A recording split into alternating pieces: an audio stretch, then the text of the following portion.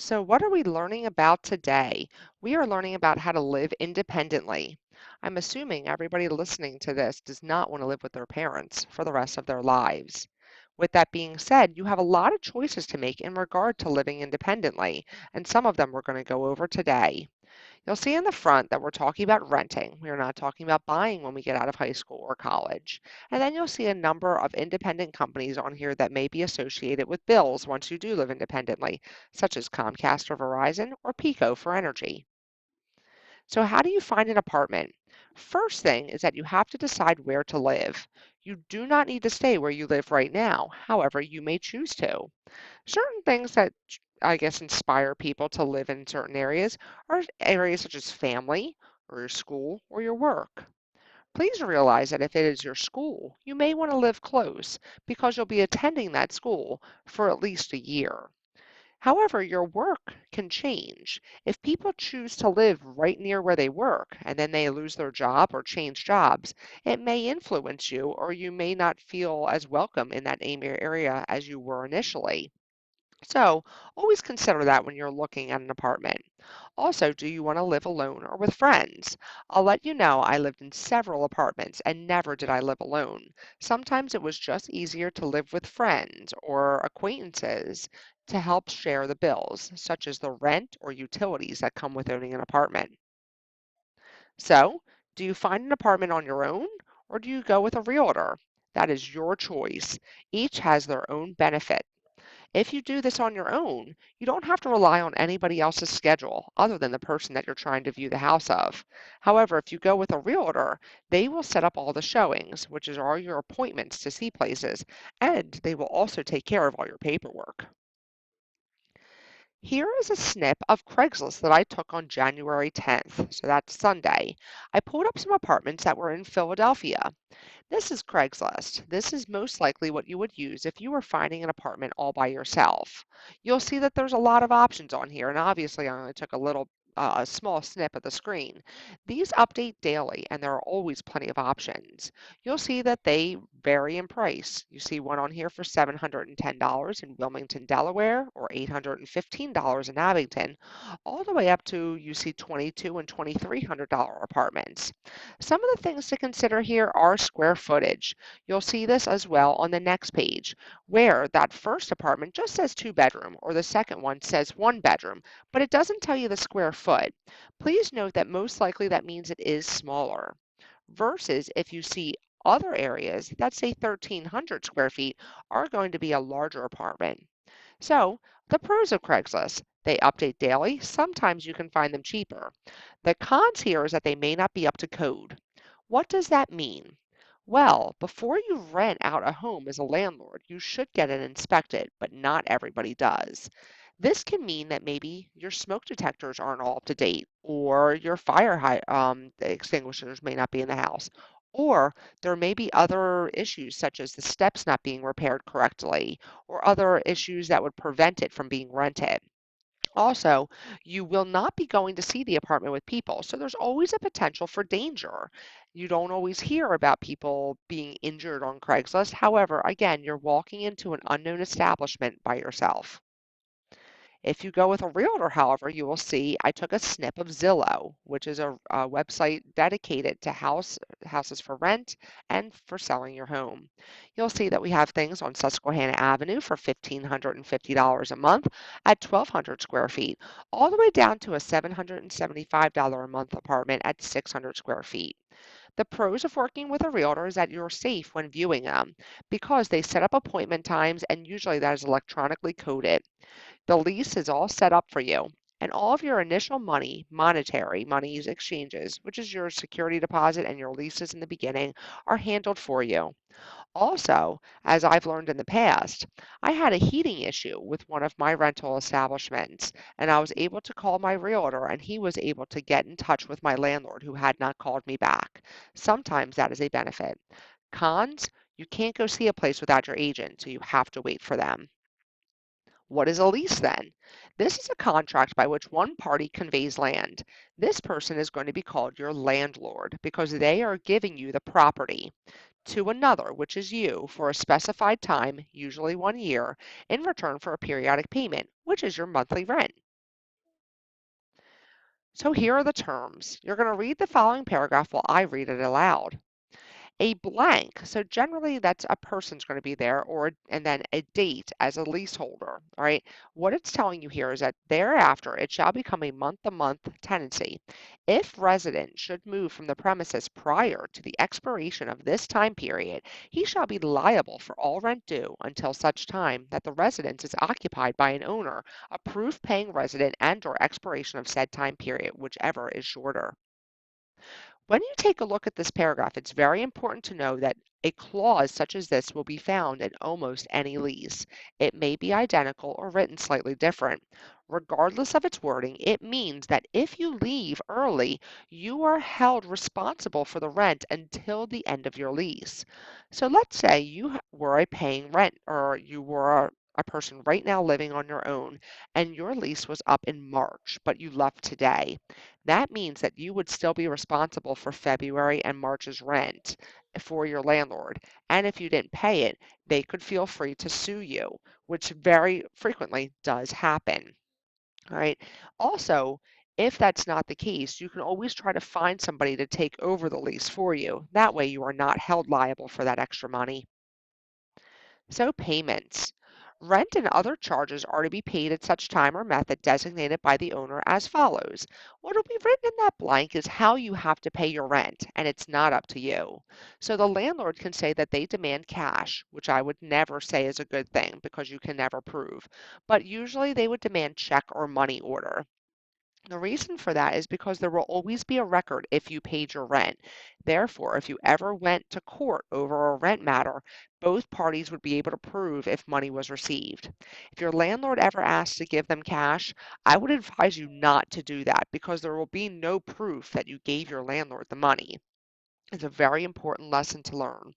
On this, you'll also note that or sometimes, I shouldn't say usually, a landlord will ask for the first month's rent before you move in. So let's say you were moving in February 1st. So today is January 10th that I'm making this recording. They may ask for your first month's rent right now, and they'll hold it for you. And you'll be allowed to move in February, but you won't owe rent that month. It's to prove that you have the money to move in. They will also ask for a security deposit. That is blank, but usually it is the same amount of money as your rent. So let's say your rent is $1,000 a month. That means your security deposit will most likely also be $1,000. They will hold that. That is not money that they take. On this lease, it'll also tell you who payments are to be made payable to. So if I was your landlord, I would be writing Kathleen Turkelson on that blank. On here, you'll see, obviously, I have a paycheck. Mrs. Moyer may be considering teaching a lesson on bills because your paycheck is very important in regard to knowing what you can afford into a lease. So a security deposit, why are they even used? You'll see the picture here of two houses, bad tenants, huh? You wouldn't believe some of the tenants I've had because I've rented out a property before. One tenant was so dirty they had bugs crawling through their carpet and I had to replace the carpet in the entire house. Another tenant ripped the stair banister out of the wall so that there was nothing to hold on to as they walked down. Another tenant had a dog that ate the linoleum floor. Tenants can do damage, and that security deposit is taken for that reason. It's protection for the landlord. If you don't damage the property, however, you're entitled to that back. So again, that $1,000, you'll receive that back at the end of your lease if you were a good tenant and you didn't do any damage. Things that can be considered a charge, okay, could be unpaid rent if you left the place very dirty, key replacement costs. I've had tenants not have any of their keys at the end, or damages such as if a door was broken, windows, holes punched in the walls, huge stains on the carpets, anything that could be considered excessive wear and tear. We're not talking about a little, stain on the carpet or a scratch on the wall, things that might happen while you're living there. We're talking about actual damage, something that if you did in your own home, you might be scared of your mom or dad finding out. So guess. These are actually pretty important. You'll see that I have a picture here of friends. A lot of people have friends over their apartments, but something to remember is that as you get an apartment, guests are only allowed up to a certain amount of time. So let's say you got an apartment and you were single, but then 6 months into the lease, you got a boyfriend or girlfriend and they started spending the night. And then slowly they were there all the time. At 15 days, they cannot be there anymore without talking to your landlord and either being put on the lease or not being there as often. You cannot have more people in the house than what are on the lease, and usually that is 15 days. So, let's say you're living alone and you don't want to be all alone. You want a furry friend. You want your cat or your dog or your pet snake or your cockatoo to come with you. Should you own a dog or a cat, it's additional responsibility. And what that means is that usually it'll have additional costs. You cannot have a pet in an apartment without your landlord's approval because they can do damage. As I said, I had a tenant that had a dog that actually chewed the linoleum floor. Dogs, as I look around my own house, can cause a lot of damage. They can pee on the floor, causing a very not good smell. They could chew things. They can hurt the sides of doors. Or I even had a dog run through a screen door at one point. Always good. However, if you can't take care of the animal or if you can't replace their damage, that can be bad news for you. Usually you will need an additional deposit. You'll see that blank there. It's not usually the whole security deposit, such as an additional $1,000, but usually you'll see an extra charge of $200 to $500 there. Again, if your pet doesn't do any damage, you'll get that money back. Sometimes they may ask for additional monthly rent. I had that in one of my apartments. I guess it was a rent a home. The person who was running out the home allowed my husband and I to have all three of our dogs. However, we did have to pay an additional $200 a month to cover any of the carpet cleaning that was going to happen at the end. So, you have your own house. What do you want to do now? Throw a house party. I get it. I truly do. But you have to be smart about these things even when you're young. I guarantee, or I would hope not, that none of you are going to rent a one or two bedroom house and have this many people in it and have huge speakers in the sides of the room and blaring out a huge, massive music for all the neighbors to hear. However, if you're considering it, please know that most leases do have a noise clause. And what that means is that you cannot disturb people in the area. This is because the owner of the home still is in charge of that area. So let's say again, I was your landlord and somebody was throwing a huge party outside their house and they started getting tickets. Those tickets can actually fall on me as the owner rather than you as the tenant. So as a landlord, I would have the right to actually kick you out of the house and breach that agreement. So you want to be respectful to your neighbors, or if you live in an apartment building, who you live next to above or below. Can you change the locks? Actually, no, that's not your choice. That's the landlord's house. You cannot do any alterations. So you can't paint the walls unless you have explicit written permission. And please, I will state that written permission. Get it in an email and save that email. You cannot change anything. You cannot change the linoleum. You cannot paint the walls. You cannot install a new light fixture. Even if something's broken, you should get, I guess, clearance to replace that before you do. It is the law. Why should you have renter's insurance? After all, the person who has the home has homeowner's insurance. What most people don't realize is that insurance does not cover you. So if you were living in an apartment and you had all of your stuff, let's say you bought thousands of dollars worth of things, your clothes and new furniture and all sorts of stuff, and then they had a house fire, your stuff would not be covered underneath their policy.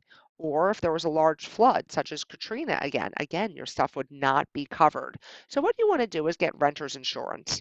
All insurance agencies have them, and it's actually fairly cheap, about $10 a month. Things to consider before you go out living on your own. You will have bills. Don't look at an apartment that is actually at your max amount of money that you have for the month. So let's say you make $500 per paycheck and you make that every other week. Even before, let's say before taxes, that's $1,000 a month. You don't want to get an apartment at $700 a month because you still need money for electric, TV or internet, your cell phone, your transportation, and most importantly, your food. You certainly don't want to be starving all alone in your new apartment. With that being said, I hope this was beneficial for you and we will continue to talk about living independently.